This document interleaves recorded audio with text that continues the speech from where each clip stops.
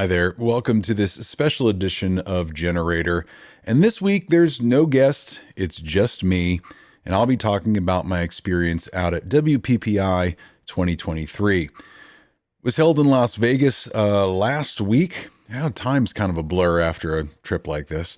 And finally had some time to write down some thoughts, and I wanted to go through my experience of why I went out there, what some of the goals were, the pros, the cons, and just some general thoughts on the week.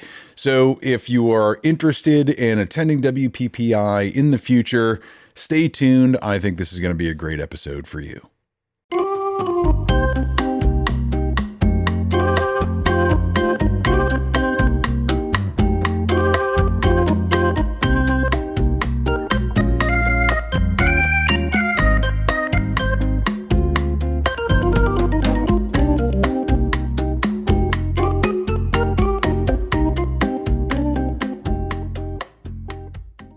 So WPPI is the Wedding and Portrait Photographers International Conference. It is basically a week-long trade show conference that has educational seminars, it's got photo walks, it's got the trade show with all the vendors, it's got networking, it's got parties. It's a big event in the portrait and wedding world. So it's held in Las Vegas. Last year when I attended for the first time, there were somewhere around 2,500 attendees. This year it was almost triple. It was somewhere in that 6,000 to 7,000 person range. So a lot of folks in one area. You can imagine all the connections that you can make and all the information that can be shared. So really, really good time.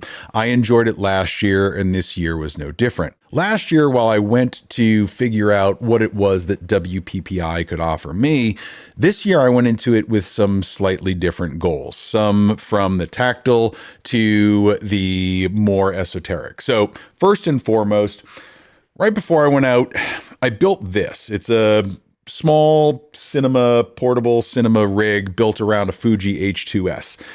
External monitor, grips, V-mount batteries so that it doesn't run out of juice anytime soon. So pretty cool rig, but I had never really tested it prior to WPPI. So I wanted to bring that out and do a little bit of run and gun cinematography. Now, I've used rigs like this in the past. I've used cinema cameras, and I was trying to emulate that feeling and a small form factor that I could take apart quickly and use as just a stills camera if I had the desire to do so.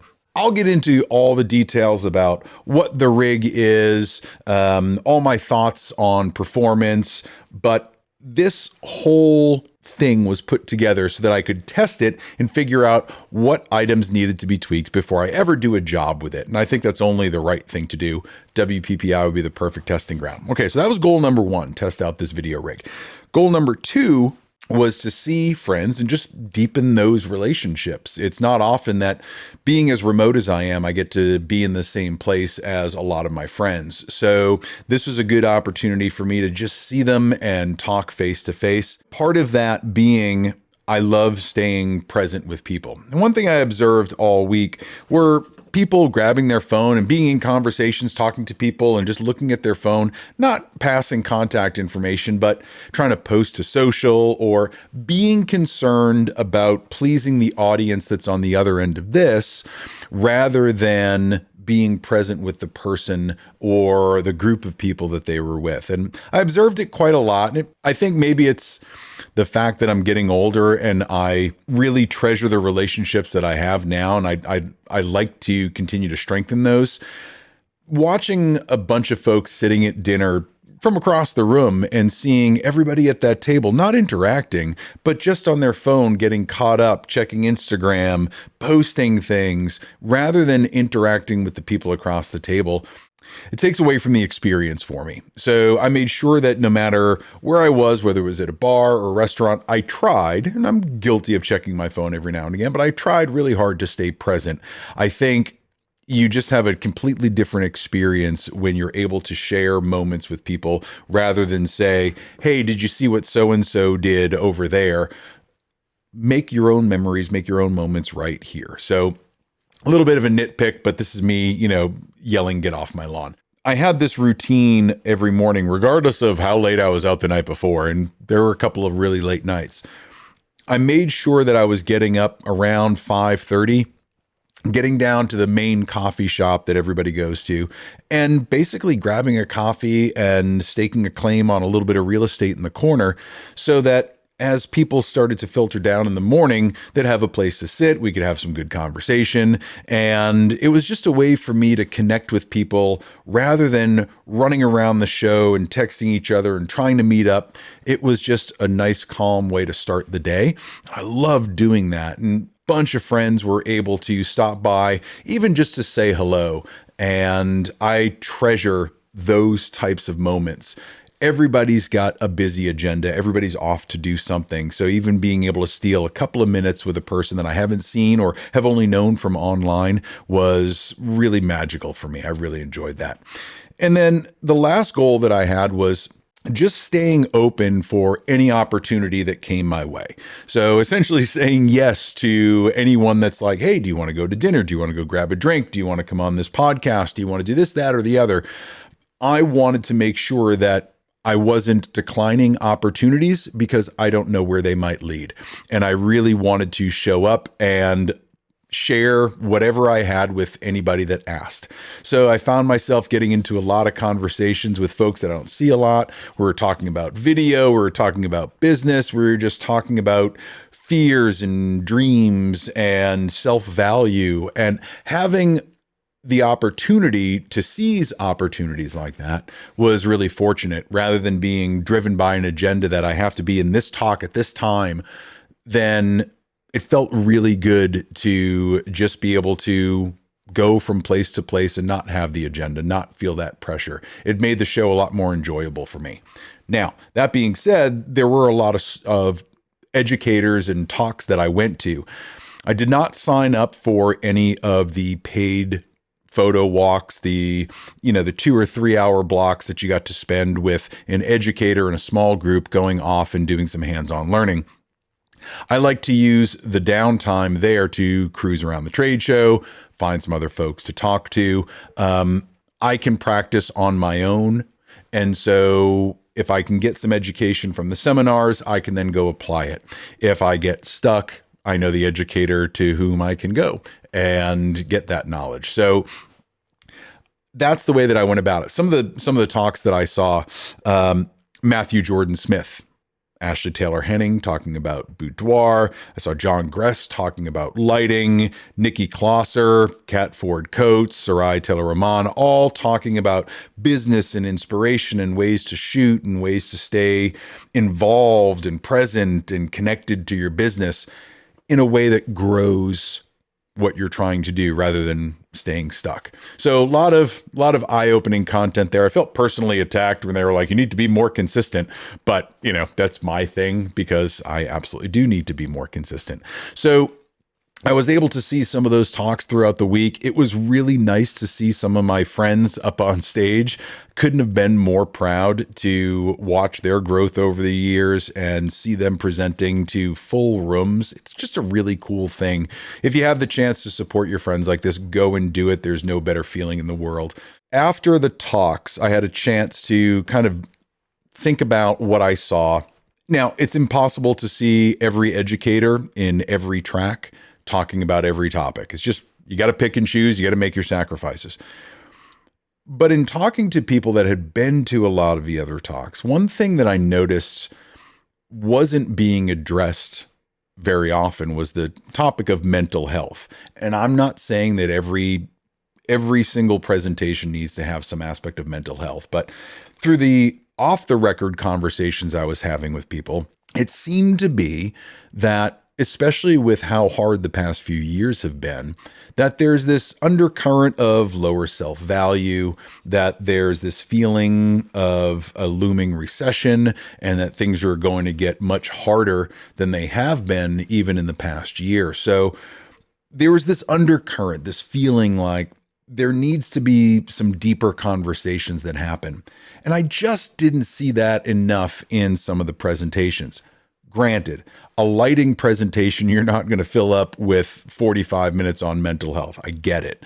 But in some of the business presentations, it was nice to see Kat Ford Coates, Nikki Klosser, Sarai, talking about the mental health aspects and how to be aware of burnout and really noticing the symptoms of when you need to rest, when you need to lean into your work, and understanding how to balance life and work so that it becomes the business of your dreams. That was nice to see. I'd like to see more of it. I'd like to see some targeted talks next year on self-value. Perhaps self-value for men, perhaps just self-value in general, talking about different aspects of the business that drive us to feel things more negatively than positively. And I'd like to see more people bring that to the forefront. We kind of talk about it here and there, but not enough, in my opinion. So perhaps that's something that can be its own track on the WPPI agenda next year. That said, I did get a chance to talk on a couple of podcasts. Nikki Klosser had her Portrait System podcast going one of the days. She was up on stage and bringing up all sorts of guests, and I was very lucky to have been asked to join her up there. So for 3 or 4 minutes, we got the chance to chat. I always love it because Nikki's such an amazing podcast host. She makes everybody feel super down to earth really, really fast. And getting up there and talking, you don't realize that you're talking not only to the crowd in front of you, but a live audience that's watching the stream.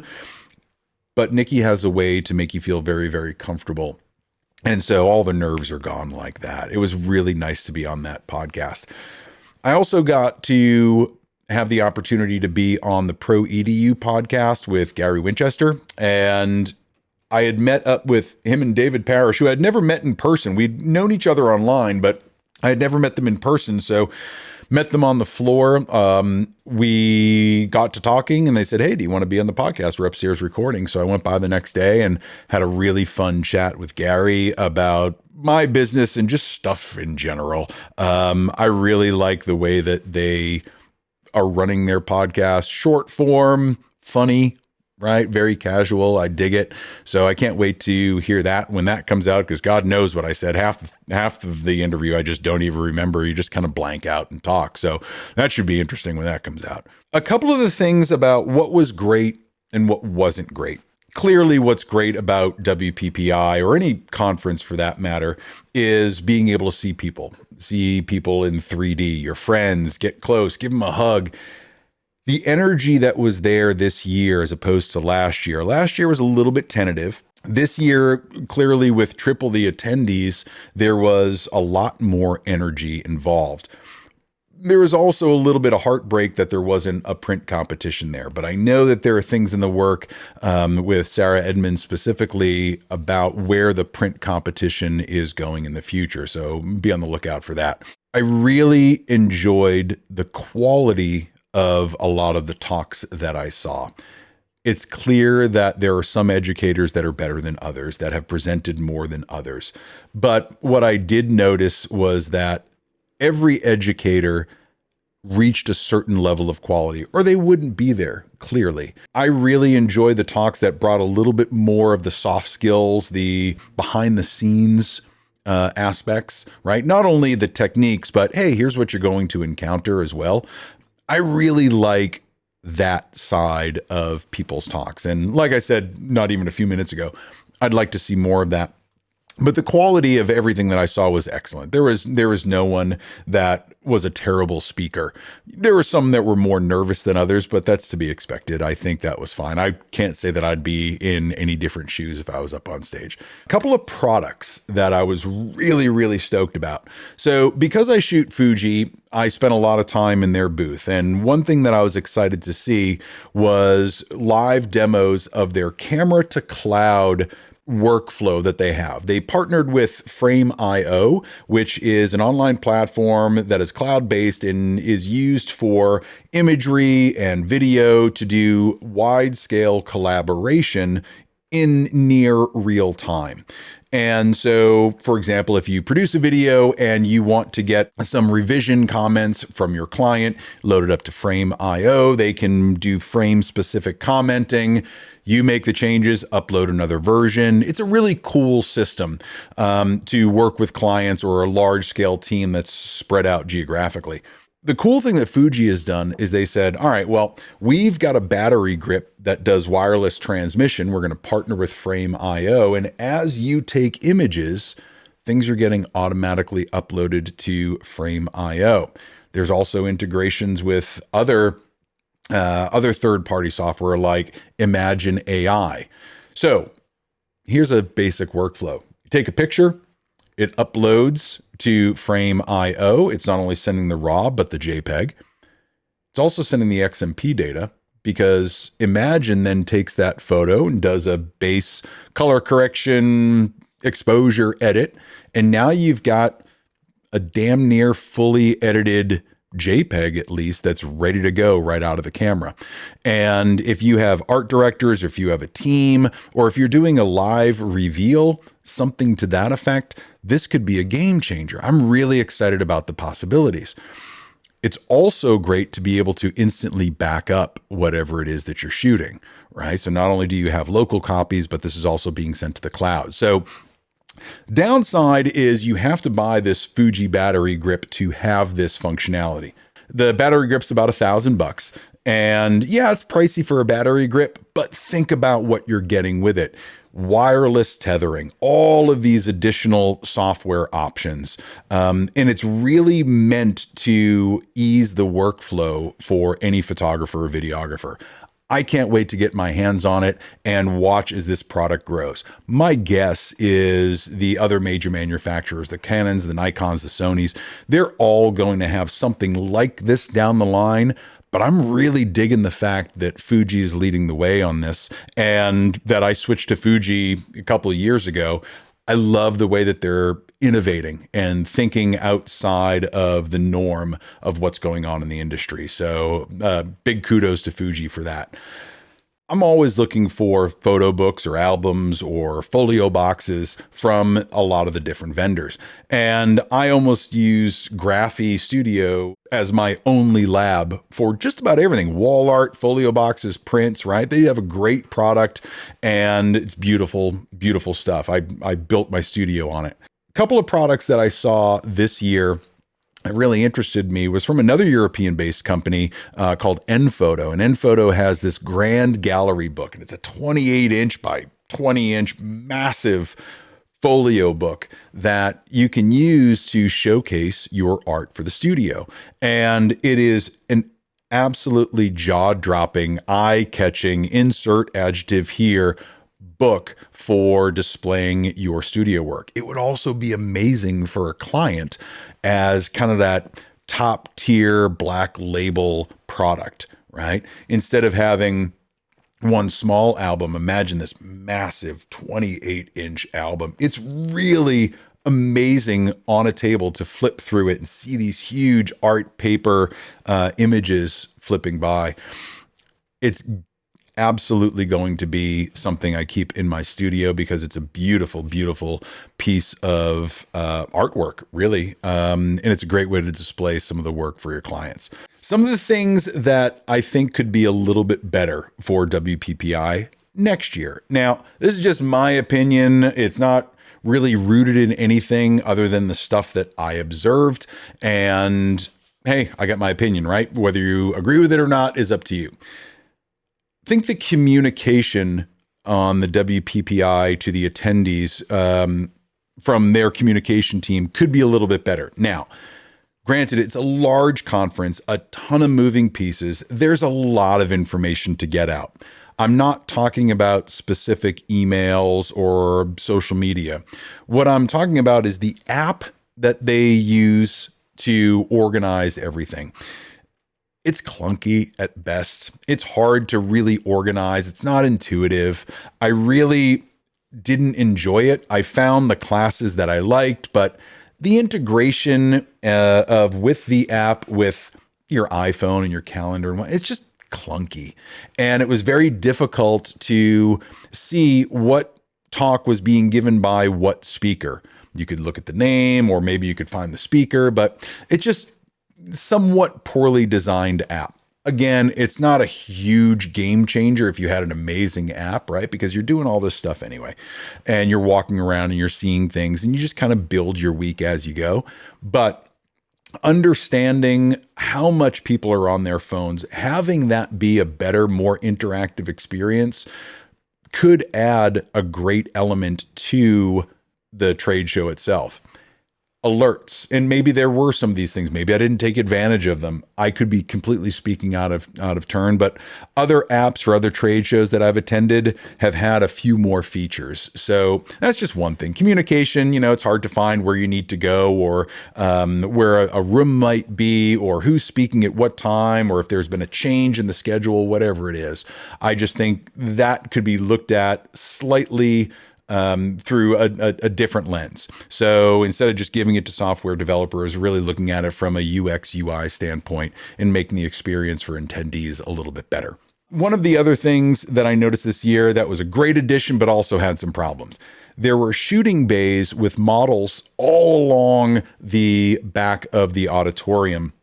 Now, there's always availability to shoot models in some of the vendor booths, right? That's a big draw for people. If you go to the Pro Photo booth or Canon or whatnot, they're going to have all their gear set up. And as demonstrations are going on, you might be able to get some pictures of some models.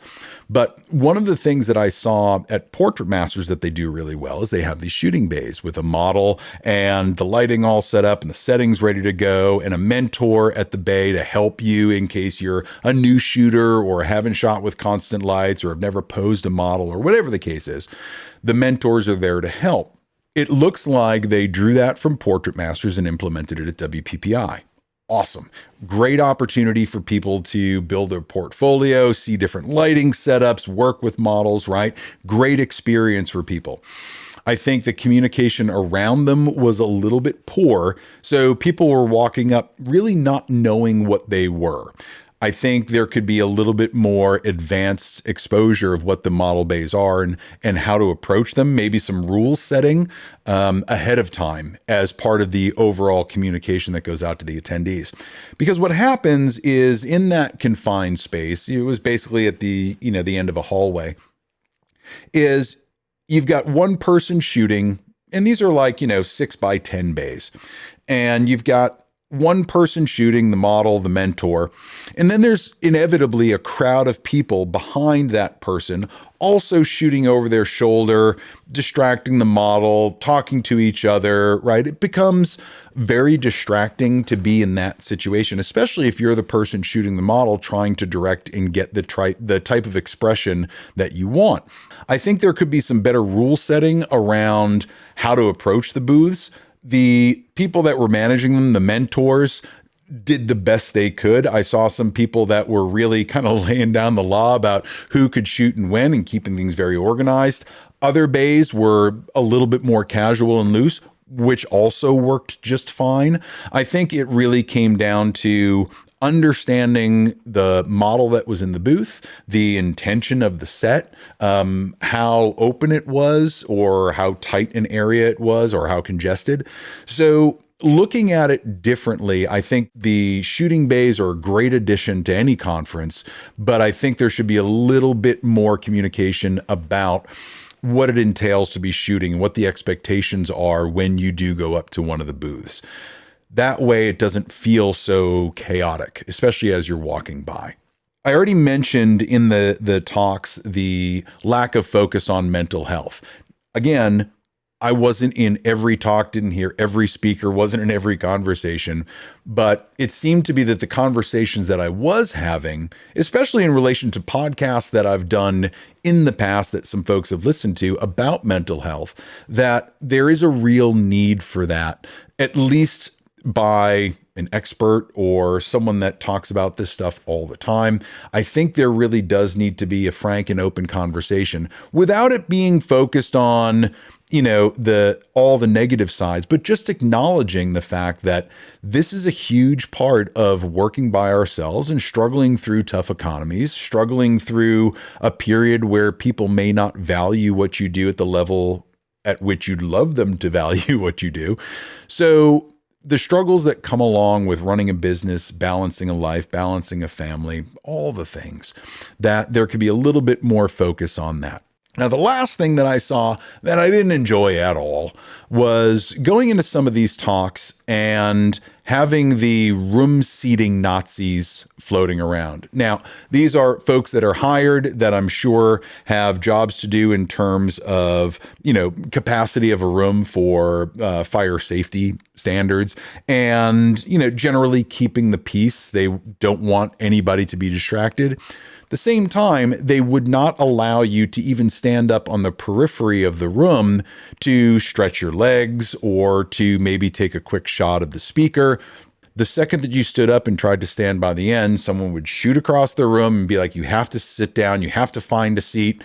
And it creates more of a disruption, not only for you, but also for the speaker. Rather than letting someone just be on the side of the room, the seating police would force you to sit down, and it kind of detracted from the speakers themselves. I don't think it's necessary. I understand capacities on rooms, but everyone that I saw standing was being very courteous not to block the eyesight of anyone else, not to be in the way of cameras, right? We're all professionals in this regard. So it detracted from me a little bit, that I felt like I was in grade school, and we're all adults. And I think that could be approached a little bit differently. So where do I go from here? I think I'll definitely be going back next year. I would love to apply to speak. I think I saw some things that I thought I could do a better job. And instead of me just saying, I think I can do a better job, I'm going to put my money where my mouth is and apply to speak next year. The topic is still yet to be determined, but I'm sure it'll be something around video or self-value or even building a business in a tiny, tiny, tiny town. I think that would be great as well. We'll check this recap next year and see if that all came true. The other thing that I got out of the conference this year was a renewed devotion to taking action immediately. A lot of times I get caught up in having a great idea and then overthinking it to the point of paralysis. I'm not alone in this. I'm sure there's plenty of folks out there that do this. But one thing I noticed and I heard over and over and over was taking action immediately, not waiting, not overthinking. And because it just kept making me feel weird, I realized that it's the one thing that I don't do. And I'm cognizant, I'm aware of the fact that I don't take action like I should. So being able to hear that message over and over and have it be reinforced by people that are extraordinarily successful, it was the big light bulb moment for me. Hey, idiot, might as well stay consistent, take action, do the things so that a year from now, you're not looking back saying, I should have done that. Because there are some things that I realized I was talking to people about at WPPI this year, and I was saying the same thing to them last year about getting it started. So it's time to kind of get off the pot and actually take action on some of these bigger projects that I have. So I'm excited about that. Overall, I thought it was a great conference. Vegas is expensive, without a doubt. You go out there and the ticket to the conference itself is relatively affordable. Staying at the Mirage is relatively affordable for the Strip, but it's everything else on top of that, right? It's getting a sandwich and a drink at lunch and having that be $30, right? It's almost laughable at the expense for sundries and for food and beverage out there, but you're in Vegas. What are you going to do? I think the overall price for WPPI is set correctly. I think the value that you get is amazing. And it's clear that the executive staff that is running the event is listening to the feedback of folks like you and I. They really are taking to heart some of the suggestions to make the conference better.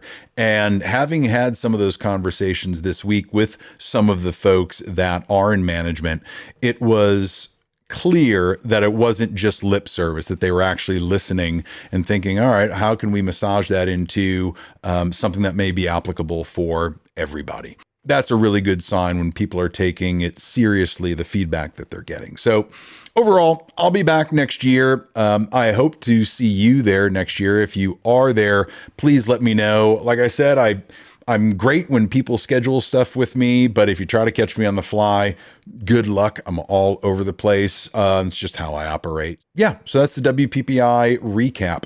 So thanks for listening. This was just my opinion. I'm sure you may have had a different experience.